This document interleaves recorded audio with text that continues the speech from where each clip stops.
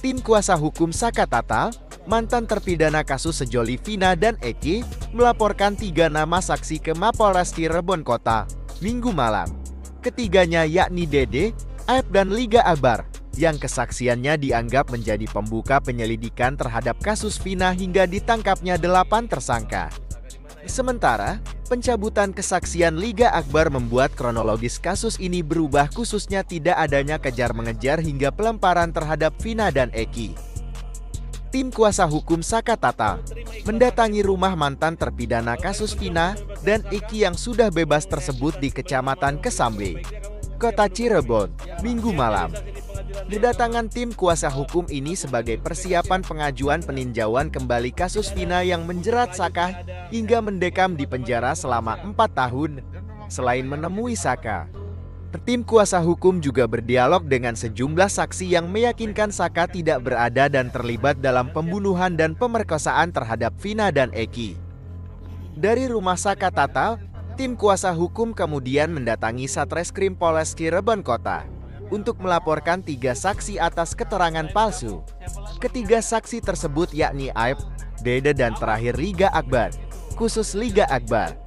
Kuasa hukum melaporkan atas pencabutan kesaksiannya yang dianggap dapat merubah kronologis pembunuhan, terutama tidak adanya kejar-mengejar hingga pelemparan terhadap Vina dan Eki. Sementara, kesaksian Aep dan Dede yang melatar belakangi dibukanya penyelidikan terhadap kasus ini dinilai tidak masuk akal, terutama pada poin yang menjelaskan saksi mengetahui pasti pelaku dari jarak 100 meter dalam kondisi gelap. Menurut tim kuasa hukum Saka Tatal, kesaksian Aep dan Dede tidak dapat diterima, terlebih keduanya tidak dihadirkan di persidangan untuk memberikan kesaksiannya.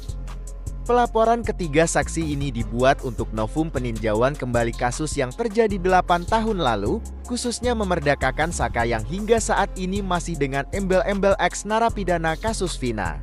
Bagaimana kita menemukan novum kalau kita tidak membuat laporan pidana? Jadi malam ini Bang Krisna dan kita tim dari Jakarta, ada Bang Yasin semua, kita mengambil keputusan untuk melaporkan Aep dan Dede. Kemudian Liga Akbar. Kenapa dilaporkan Liga Akbar?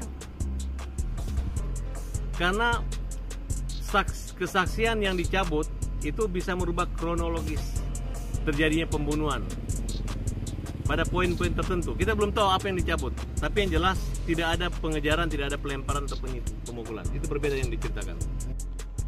Selain 3 nama tadi, tim kuasa hukum juga berencana melaporkan Melmal yang belakangan muncul sebagai saksi namun tidak diperiksa bahkan tidak dihadirkan di persidangan.